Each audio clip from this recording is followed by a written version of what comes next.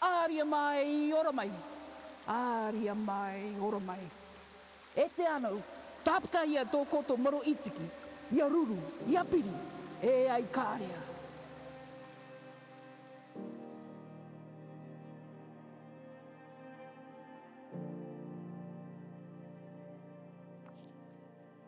Kia rana tātou katoto I roto I te aroa mana o tō tātou atua.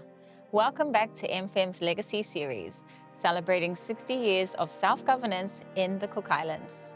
In our last episode, we looked back at 1965, when the Cook Islands became self-governing. That was the start of our political journey. But how has our economy grown since then?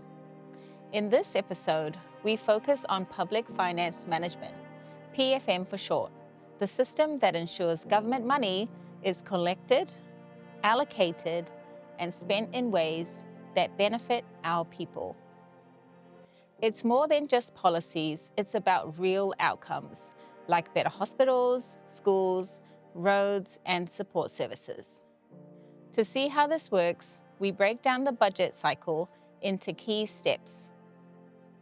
Number 1, where government funding comes from, like taxes and aid. Number 2, how ministries plan and apply for funding. Number 3, making sure money is used wisely and transparently. Number 4, keeping financial systems accountable and sustainable. Every part of this process shapes the services and infrastructure we rely on today.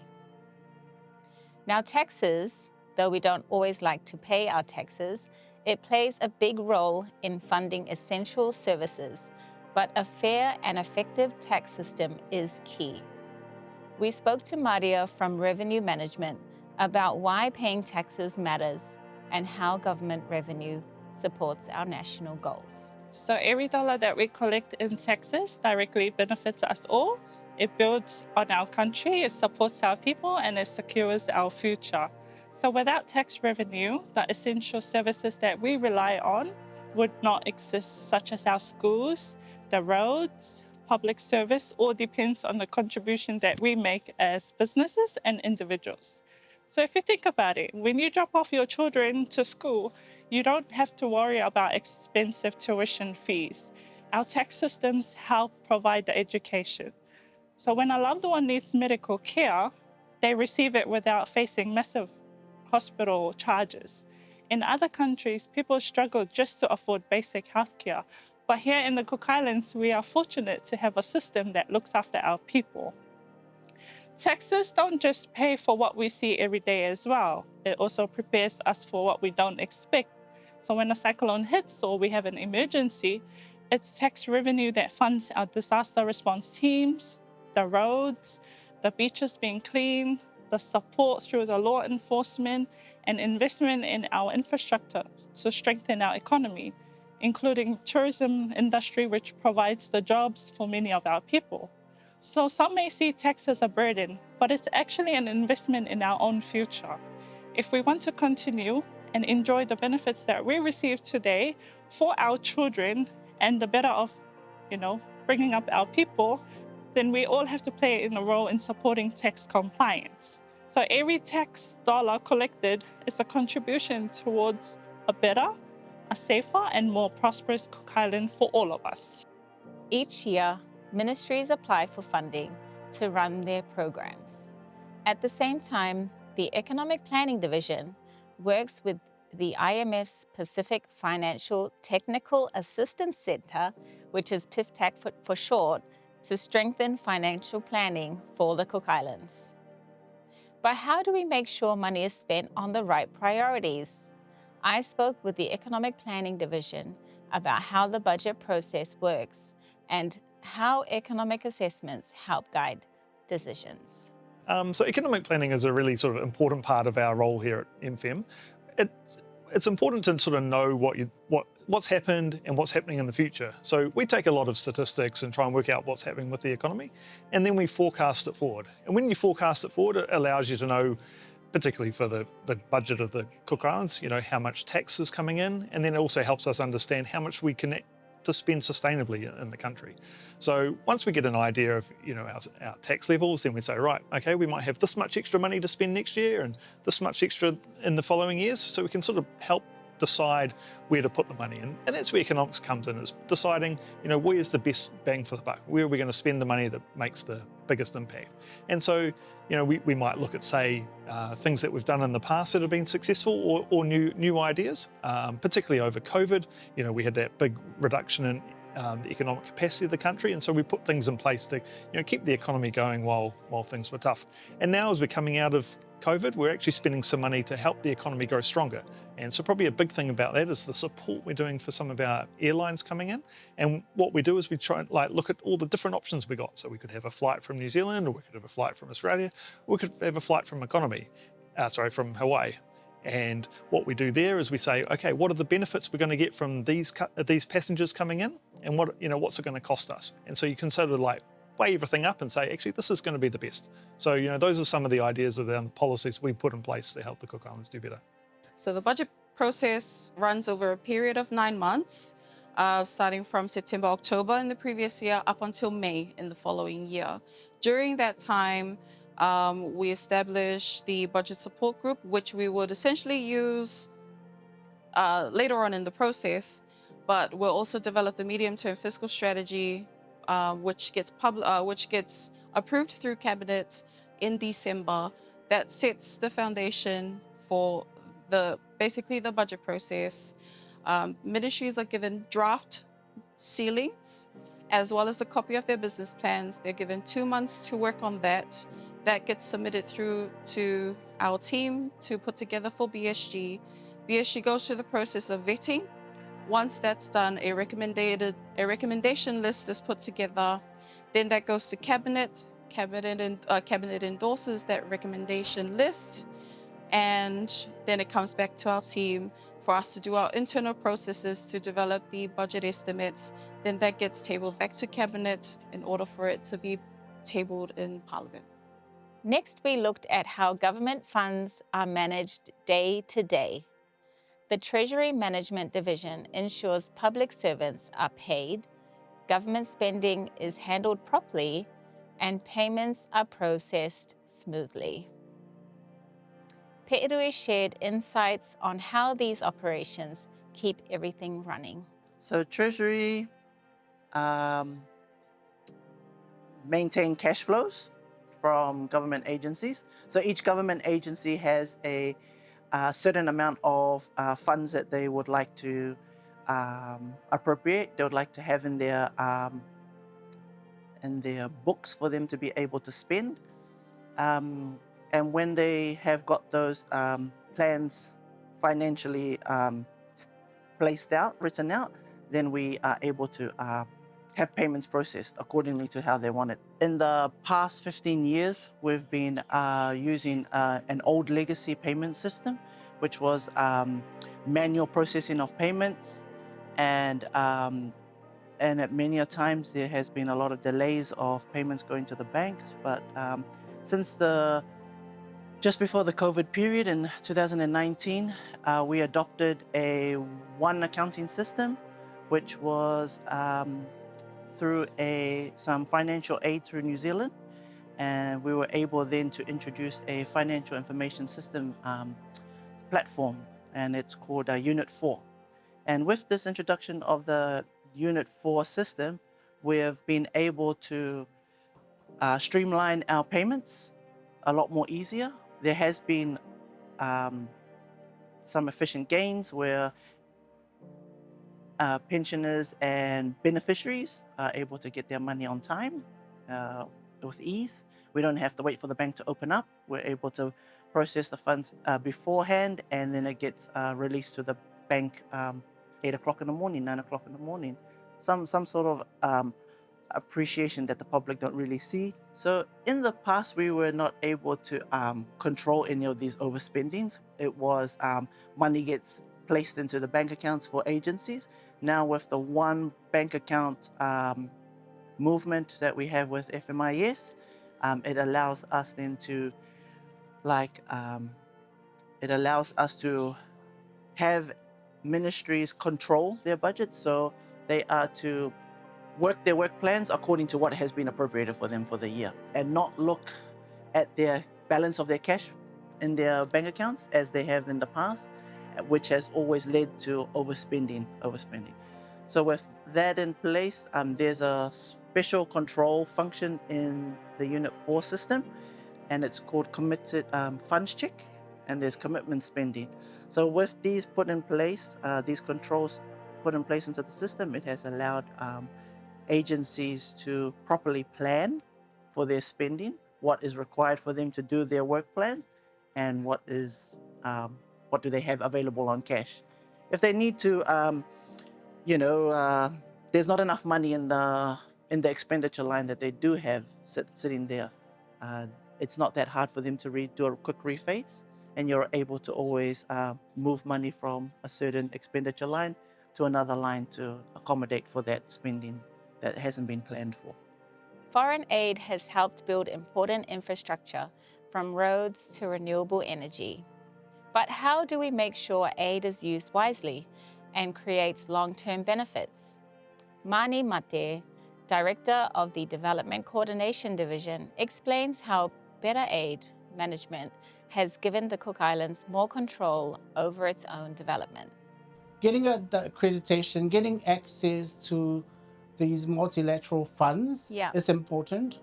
Taking into light that in 2020 we graduated from OECD DAC rules. That means our access to traditional development funding is kind of restricted. So we needed to look at other avenues of being able to get investments or funding coming into country to keep working or to keep us moving forward. And these multilateral funds require you to meet their standards, and allows us to develop projects. One of the main things I think for us is we've taken a bottoms-up approach. The ideas come from the grassroots, comes from the pioneer, what their challenges are in the climate change space. So the interventions that we use to put forward, to develop our projects, are coming from the pioneer, from the communities, telling us what their challenges are. And we're trying to develop these into fundable projects. Keeping government finances transparent is crucial. The Audit Office plays a key role in protecting public money and making sure spending is in line with national priorities. Desmond Wilden, Director of Audit, shares how auditing has strengthened accountability and reduced financial risks in government. Similar to MFEM, I think the Audit Office was actually established at the same time. Oh, okay. Coming out of the financial crisis. So before that, it was an internal function. So 1995, 1996 was the first time the office was actually established, and a new Auditor General was actually appointed. So it all stems from basically the premise of why the work that we do. Basically, our key work is to ensure that Cook Islanders and Parliament have trust and confidence in both government and the public sector. Basically, through our work, we aim to achieve a couple of things. One is that Cook Islanders are better informed about both the performance and the accountability of the public sector. And also that Parliament is able to provide more effective scrutiny of both government and the public sector. And then we peel that back and says, okay, what is it actually that we do? Basically, our key role as the Audit Office is we hold both government and government entities to account for their performance and the spending of public funds. And we do this through the audits we actually undertake. So we provide that independent assurance to both Parliament and the public on both the information that is prepared by government and government entities. When I talk about the information that is prepared is their financial statements, which shows the public of what they have spent the funds on that has been appropriated by Parliament. And also too, with the financial statements comes their performance information, which then tells the public what has actually been achieved. For example, if Ministry of Education has appropriated $10 million, out of that $10 million, what has been achieved? Increase in literacy rates for young children and stuff like that. So the key premise around our office is that it all stems and starts from Parliament. Yeah. It all starts from the budget process in which Parliament approves a budget to government and the public sector, and the public sector are responsible for delivering a service. And how they account back to Parliament and the public is by preparing these accountability information. And we talked about the financial statements and performance information. And basically our role is to audit that information, and then we report our results back to the audited entity if there's for any improvements, and we also report this back to Parliament. And also too is the responsibility of the government entities to prepare this accountability information demonstrating how they spent the funds and what has actually been achieved, and also reporting these results back to Parliament so they can be subject to scrutiny by the Public Accounts Committee. Over the decades, good financial management has driven real progress. In the early years of self-governance, we relied heavily on aid, but strong financial planning allowed us to invest in infrastructure, education, and healthcare, building a stronger economy. In the 1970s, agriculture was our main source of income. We spoke with Fred Charlie, former Aitutaki Island Secretary and a local farmer, about how agriculture helped sustain our economy. I used to be the senior agriculture officer for the island of Aitutaki for quite a number of years, close to 40 years, holding the position of senior agriculture officer. And at the same time, I have been a chief executive officer, or today they call it the island secretary, for 2 terms. So, o toho background there, and especially I've been very much involved in the agriculture sector, and I've seen and experiences the changes in the agriculture sector on Aitutaki and in the Cook Islands.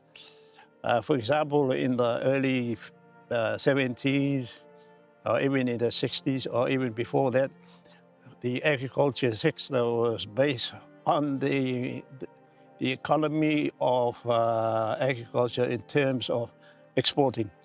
Okay, so in other words, we were exporting bananas, copra, citrus, pineapple, tomatoes before the 1970s. And then right up to the maybe 1980, where the deregulation of the market, especially when we were focusing on the bananas. For example, in 1981 and all, even before that, and even after the early 90s, we were exporting hundreds of tons of bananas to the New Zealand market. So during those days, the economy of the agriculture was based on exporting, and people were getting money. But today, with the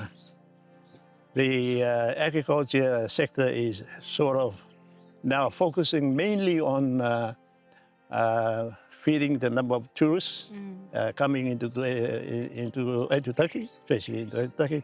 Remember that Aitutaki absorbs about 30 to 40,000 tourists a year. So coming, so that's a lot of money, and tourists need to eat, and creates opportunities for the farmers, for the growers to divert their growing into the feeding the tourists, and at the same time, the local,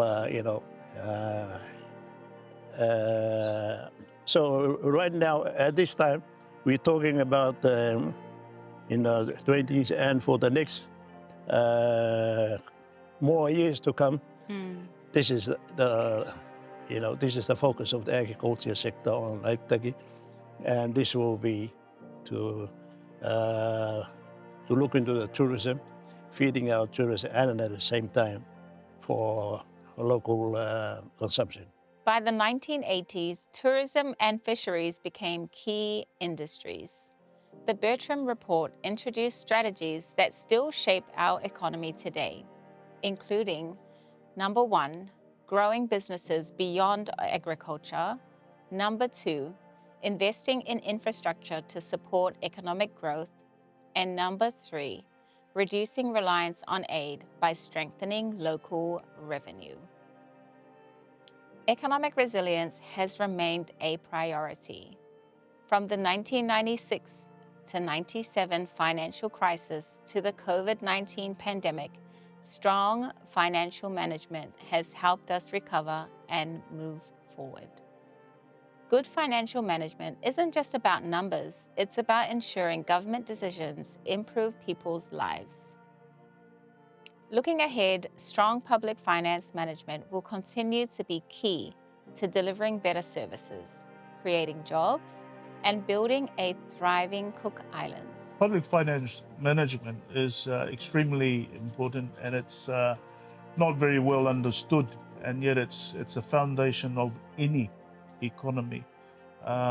You can get a PhD. The subject is complex. You can get a PhD in public financial management, but it's quite complex. It's about resource allocations. You know, where does an economy prioritize the allocations of its limited resources?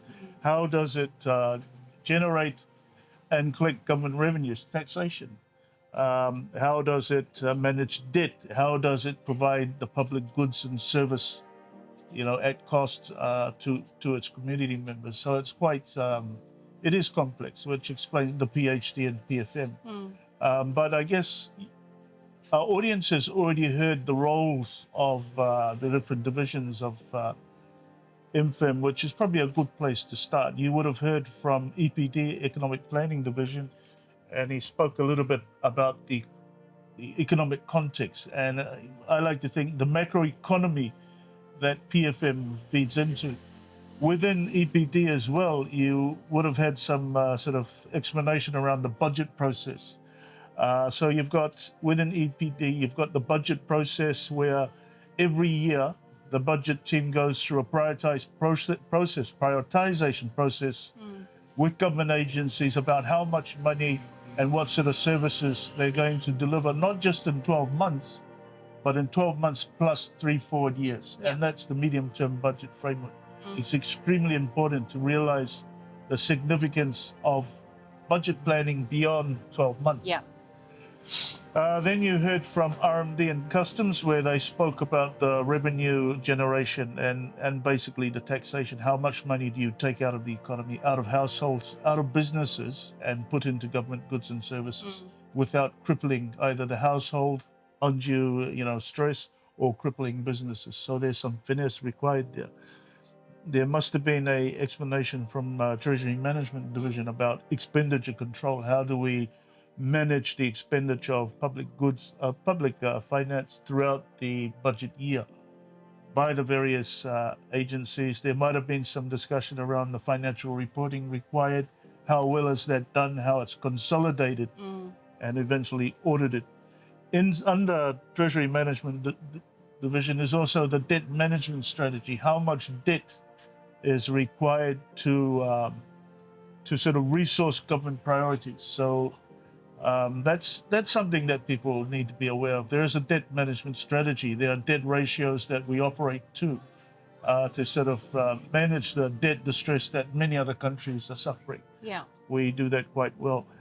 The other unique feature about a Ministry of Finance is Development Coordination Division, where you had Mani talking about how do we engage with development partners to get the sort of development support we need to support governments, the country's prioritization.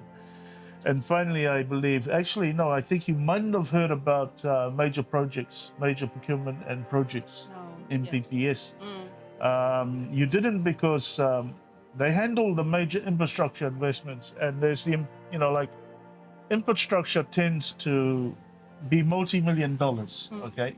Not only that, it's rolled out over successive years. You never, very seldom have a project that's done in 1 year. So you might have a big project rolling out over 4 to 5 years, which this is the importance of the medium-term budget framework.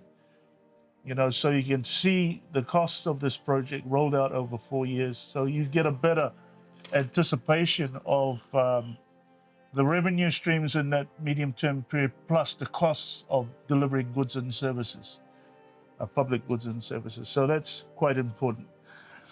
Finally, you got the independent audit office that it's part of this transparency and accountability requirement of PFM, where annual financial statements of each agencies need to be audited, consolidated financial statements of government are audited, and then we respond. They make them available to Parliament and the general public. Now, when we say how important public financial management is, it is very important. It's very complex. How good is it per country? Well, it's going to vary upon the strength of the human capacity, the acceptance of PFM principles in general, the tools to do the sort of analytical work. And I'll give you an example. Some of the analytical work done by EPT is if there's a drop in visit arrivals, what impact does it have on the economy? So we have those tools at our hands. So it means that to a certain extent, PFM, we're at a pretty good stage of a level of public financial management at this point in time.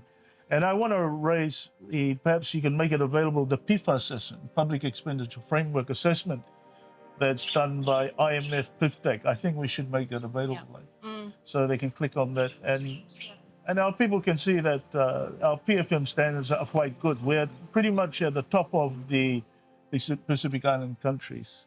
Another aspect of PFM is having trained staff, having the analytical tools, having a willingness of government agencies to participate with the principles of public financial management, having the accounting capacities there to support reporting requirements, and for us in general, having good data to inform us, you know, like data, you know, the household income surveys that we do. There's a whole range of surveys that we do, employment, import, export, you know, cost of living in the Painua. If we can have good data, then generally the policy that underpins PFM is it's a lot more stronger. But I think in my own experience, the most important thing is making sure that political leadership and cabinet and caucus understands and adheres to the public financial management principles. That even, you know, like when they set up political objectives, you know, and it's kind of convenient that the medium-term budget framework is aligned with the electoral period of 4 years. So it's about the political leaders adhering to the principles of good public financial management so that we can deliver their political objectives that fit within, you know, successful growth strategies for the country as well. So I hope that I feel that reflects the importance of PFM. But again, it's not a simple sort of framework. It's quite complex, and hence the PhD in PFM. Yeah. The easiest way of an interesting way of looking at PFM is how do we compare PFM pre-1996-97 economic crisis with PFM pre-COVID-19? Okay, so if we look at pre-1996-97, it appeared that government at that point in time didn't have good PFM because it didn't see, I know it was doing 12-month budgeting, so it couldn't see be ahead of the 12 months, which meant that as we got closer and closer to the precipice of the crisis, driven by high debt, this huge burgeoning public sector payroll, and I suspect other things, they couldn't see that the cost of government was nosediving. Well, actually was rising steeply, but revenues were dropping. So we would find ourselves in this fiscal crisis because they weren't looking beyond 12 months. We are aware, and we'll probably hear of later, that there were some studies that came in and warned government that you're going to go over the edge of the cliff, but they couldn't.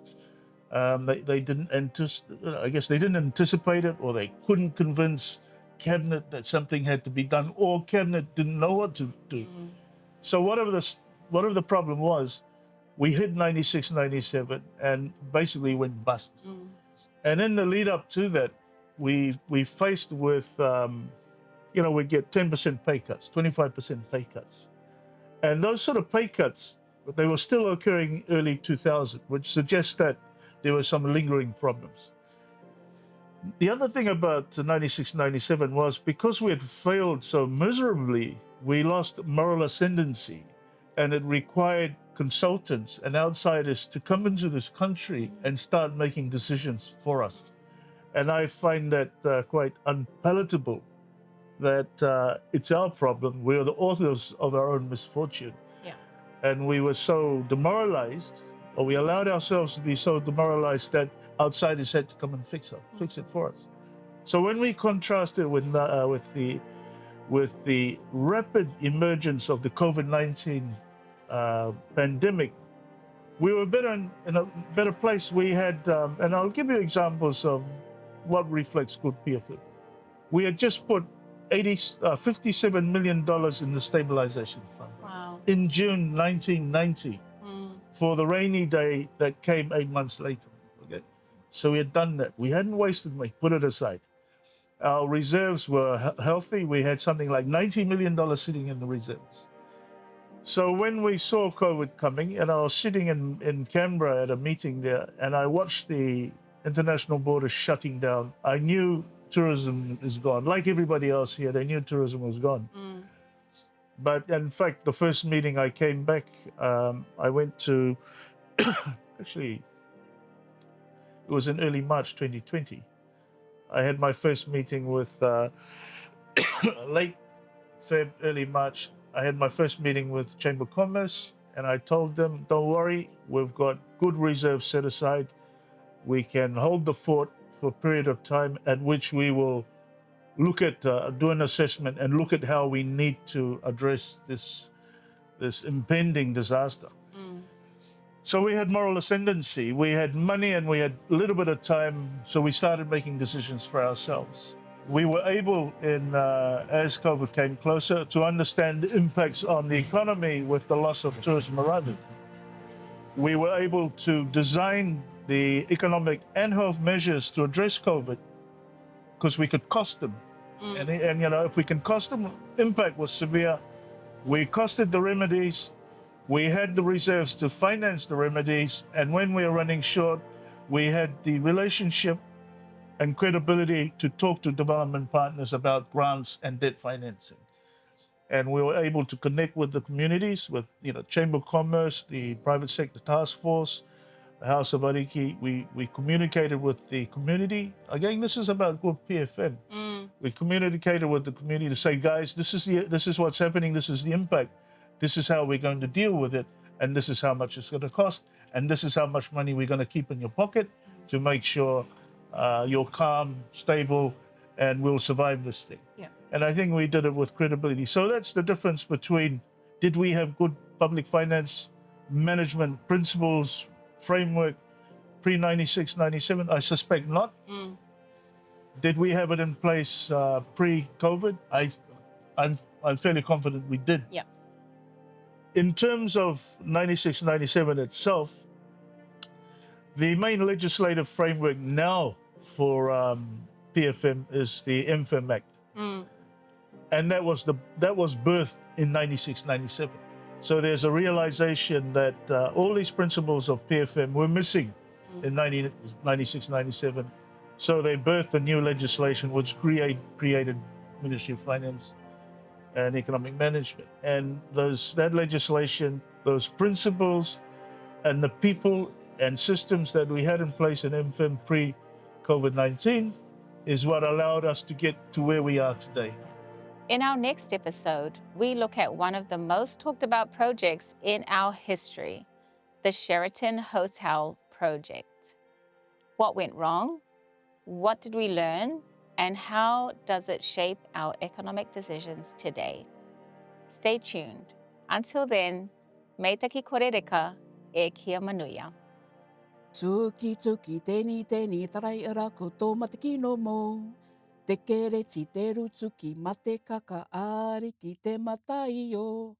Ua pōkia i te kārere. Pōpongi ori ori e taiti moketa, te taiti moketa. E rei rātu e tūtaka ia tō ke o, ke o.